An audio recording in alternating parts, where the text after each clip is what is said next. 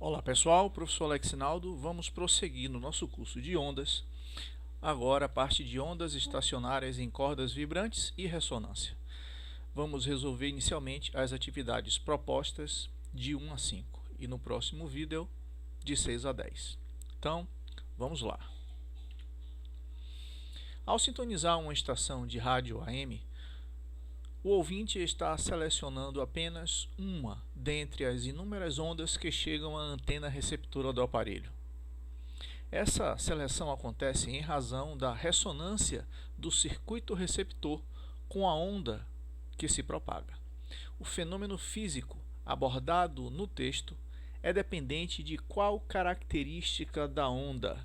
Bom, ressonância tem a ver com sintonia vibratória entre a onda eletromagnética e o corpo físico que é posto para vibrar, no caso aí, os elétrons da antena do aparelho, ok? Então, esquematizando melhor, o que acontece é isso aqui, ok? Nós temos então, nessa visão aqui, a antena do aparelho. Veja que a antena recebe ondas longas, ondas médias, ondas mais curtas. Essas ondas representam as diferentes estações de rádio. Ok? Então a antena ela recebe todas ao mesmo tempo. Agora, através de um segundo estágio do circuito, é possível selecionar aquela frequência que vai tocar nos fones aqui da pessoa ou na caixinha de som. Nesse caso aqui, ó, a onda que foi selecionada foi a onda mais curta, a estação de rádio que tem a frequência mais alta, ok? Que é essa roxa aqui. Isso acontece através de uma associação entre um indutor e um capacitor variável. Esse capacitor variável está representado nessa figura aqui ao lado. Veja que ele tem essa haste que pode girar. Essa haste girando gira essas placas. Então essas são placas móveis. Elas podem girar em um sentido ou no outro, e com isso se altera a área entre as placas, porque as placas de baixo são fixas. E vocês já viram no curso de eletricidade que a área entre as placas de um capacitor, essa área tem relação com a sua capacitância.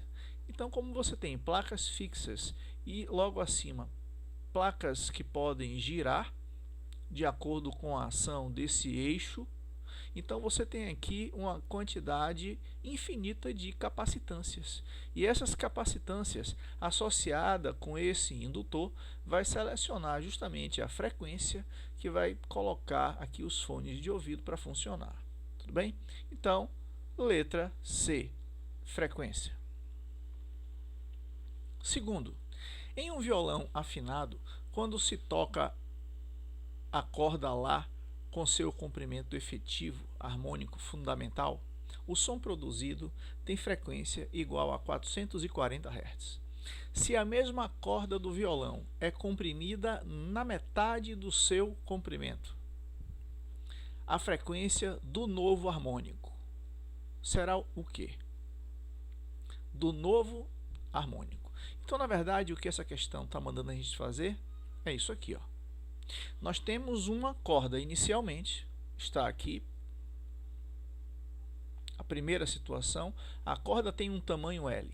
Ela é posta a vibrar no primeiro harmônico, no harmônico fundamental, onde você tem apenas um ventre, o N é igual a 1, ok? E isso produz uma frequência de 440 Hz. Depois, alguém comprime essa corda na metade. Por exemplo, coloca o dedo aqui, ó, comprimindo essa parte aqui, ok? Então, a corda ficou apenas com metade do comprimento. E ela é posta a vibrar, produzindo também um primeiro harmônico. Veja que o lado que foi posto para vibrar está vibrando apenas com um ventre. Então, Qual é essa nova frequência? Ok? É isso que a questão pergunta. Então vamos lá. Bem, na primeira situação, nós tínhamos a frequência F1 igual a 440 Hz. Né? Nota musical Lá. Tudo bem? Então, nós tínhamos, na primeira situação, lembre-se que a fórmula é F igual a NV sobre 2L. Né? E aqui é o Fn, né? A enésima frequência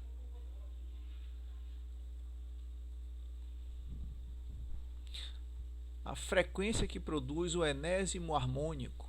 Então, Fn igual a NV sobre 2L. E esse N aqui, lembre, ele é o que? É sempre um número inteiro. Tá bom? Então, aqui está a fórmula. Então, na primeira situação, o que era que nós tínhamos? Nós tínhamos 440 Hz de frequência, produzindo o primeiro harmônico. A velocidade de propagação é V. A velocidade de propagação do pulso na corda depende do quê? Vocês lembram? A velocidade de propagação do pulso na corda depende de duas coisas: a força com que a corda está esticada e a densidade linear. Não é? E isso não mudou na situação 1 ou na situação 2. A corda está esticada nas extremidades com a mesma força e ela possui a mesma densidade linear. A corda não ficou mais grossa ou mais fina. Não é? Então, isso faz com que a velocidade se mantenha a mesma na situação 1 ou na situação 2. Tudo bem? Então, frequência NV sobre 2Ls. Ok? Isso aqui é o que acontece na situação 1. Depois, na situação 2, o que acontece? Nós teremos uma nova frequência fundamental, que eu estou chamando de F1'. Isso daqui vai ser igual a 1, porque também é um harmônico. A velocidade é a mesma. Só que agora nós vamos ter 2L sobre 2, que é o novo tamanho da corda, né? Então isso vai cortar com isso. Então a frequência F1' agora vai ficar V sobre L. Então veja, nós temos aqui a equação que foi produzida na primeira situação com a corda inteira e a equação da frequência que foi produzida na segunda situação com o dedo ali no meio da corda. O que a gente pode fazer? Dividir uma pela outra, né? Então, colocando aí a razão, vai ficar 440 sobre F1', ok? Igual a V sobre 2L sobre V sobre L. Tudo bem? Então, repete a primeira aqui, multiplica pelo inverso da segunda. Cortando aqui, vai ficar igual a 1 sobre 2. Então, 440 sobre F1' igual a 1 sobre 2. Então, a frequência, a nova frequência para produzir o harmônico fundamental com metade da corda vai ser 880 Hz. Ok? Reduzir o comprimento da corda pela metade para produzir o harmônico fundamental, que é o de um ventre apenas, a frequência teve que dobrar. Ok? Então, segunda questão aí, a alternativa é que se a mesma corda do violão é comprimida na metade do seu comprimento, a frequência do novo harmônico fez o quê? Dobrou, porque o comprimento da corda foi reduzido à metade. Letra B. Terceiro, as moléculas de água são dipolos elétricos que podem se alinhar com o campo elétrico, da mesma forma que uma bússola se alinha com o campo magnético. Quando o campo elétrico oscila, as moléculas de água fazem o mesmo. No forno de micro-ondas, a frequência de oscilação do campo elétrico é igual à frequência natural de rotação das moléculas de água. Assim, a comida é cozida quando o movimento giratório das moléculas de água transfere a energia térmica às moléculas circundantes. Nós vimos essa simulação na aula teórica desse assunto. Nós operamos um simulador de micro-ondas. Primeiro fizemos a simulação com apenas uma molécula de água, depois com várias moléculas em linha e depois com uma quantidade muito grande de moléculas. Nós vimos que ao rotacionar a molécula, ela acaba se chocando com outras, que se chocam com outras, e toda aquela confusão, aquelas colisões provocam a agitação térmica suficiente para aumentar a temperatura. Então, a propriedade das ondas que permite, nesse caso, um aumento da energia de rotação das moléculas de água é. Então, terceira questão só pode ser a letra C, ressonância. As moléculas já têm a sua frequência natural de vibração e de rotação e ela entra em sintonia com o campo elétrico variável produzido dentro do forno de micro-ondas, né, que vibra também com a mesma frequência. Então, letra C. 4. Quando uma corda de violão é tocada, o comprimento de onda do efeito sonoro produzido pela corda. Então, vamos lá. Para entender melhor essa questão, ele quer que você faça aí uma comparação entre o comprimento de onda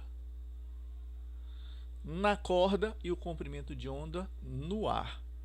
Então, vamos lá. Olha o que acontece.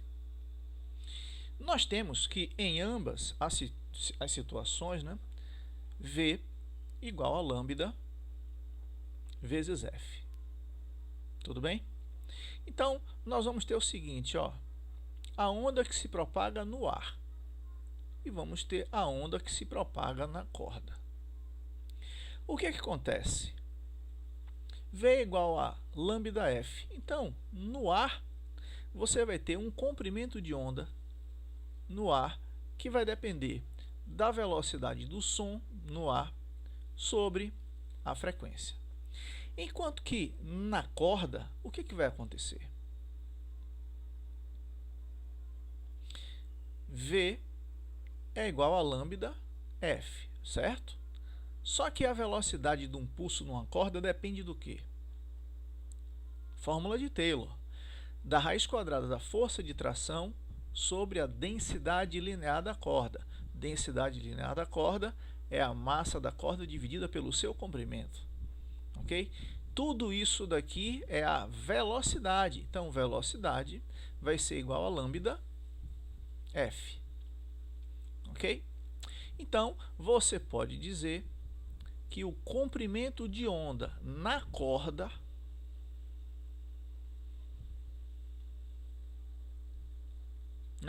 ele vai depender do quê? Da raiz aqui, ó, da força de tração na corda, dividido pela sua densidade linear, tudo isso dividido pela frequência. Tudo bem? Essa frequência de K, é bom que isso fique bem claro, essa frequência de K e essa frequência de K são exatamente iguais.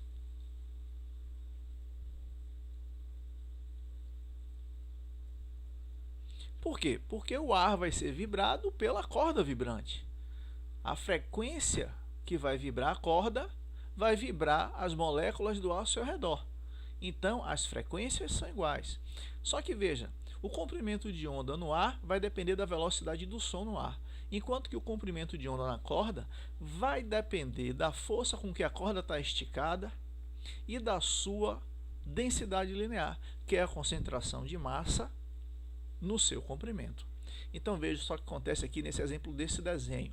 Olhe só o comprimento de onda que está viajando na corda, que está vibrando com frequência F.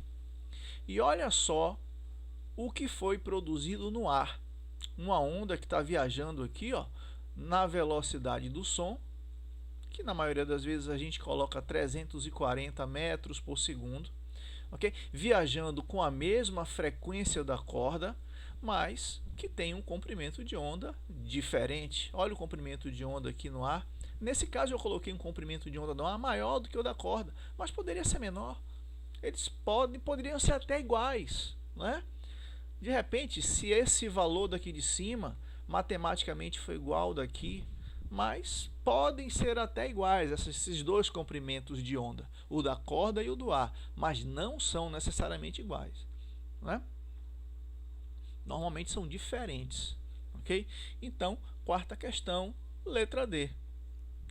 Ó, a pergunta é: o comprimento de onda do efeito sonoro produzido pela corda pode ser maior ou menor que o comprimento de onda do efeito sonoro produzido na corda, dependendo das velocidades de propagação da onda sonora e da onda produzida na corda.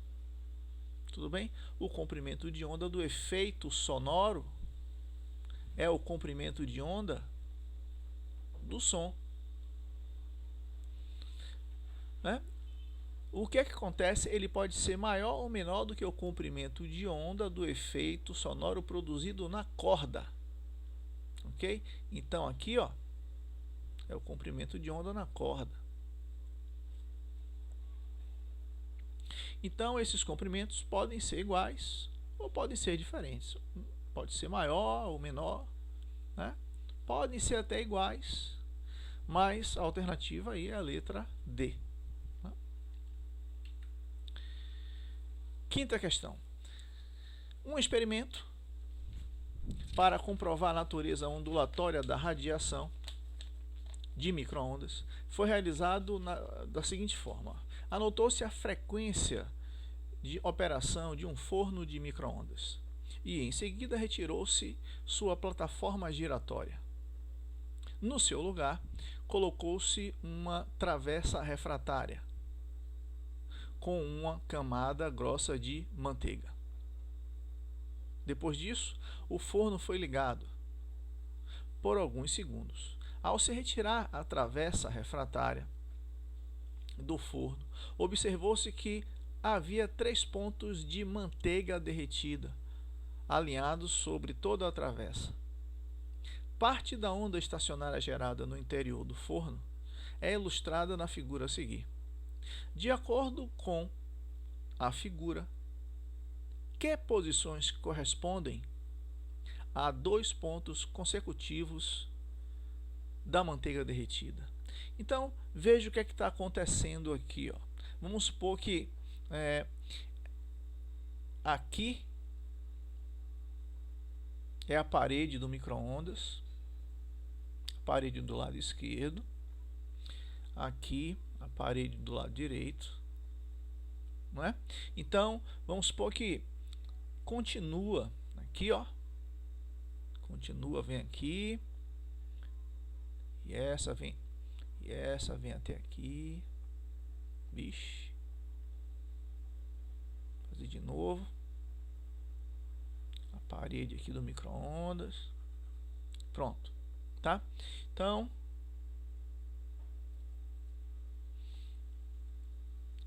essa é a visão da onda estacionária, né? Ok? Então veja, aonde é que estão os pontos de nó? Aqui, ó, nó, nó, nó e nó. Esses são os pontos que não vibram, que não vão produzir perturbações nas moléculas de água do corpo, enquanto que essas regiões aqui, né, são as regiões onde ocorrem as maiores oscilações transversais, não é? As maiores. Então, essas regiões aqui serão as regiões de choques mais violentos entre as moléculas de água. E isso vai produzir um aumento de temperatura nessas regiões. Então, essas aqui são as regiões de derretimento, derretimento, ok? Não sei se você já deve ter percebido, às vezes você bota um alimento doce, vamos pôr lá no micro-ondas, e tem uma formiguinha lá, aquelas formiguinhas bem pequenininhas, né? Formiguinha de açúcar, por exemplo.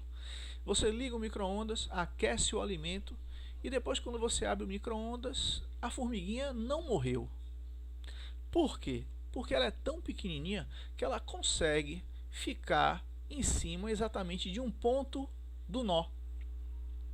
Então ela não é destruída pelo aumento da temperatura. Ok? Então, vamos supor que esse alimento que você colocou aí é uma barra que tem esse tamanho.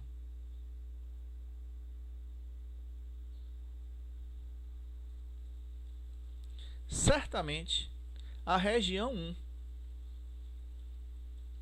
a região 3 e a região 5 são regiões de derretimento, ok?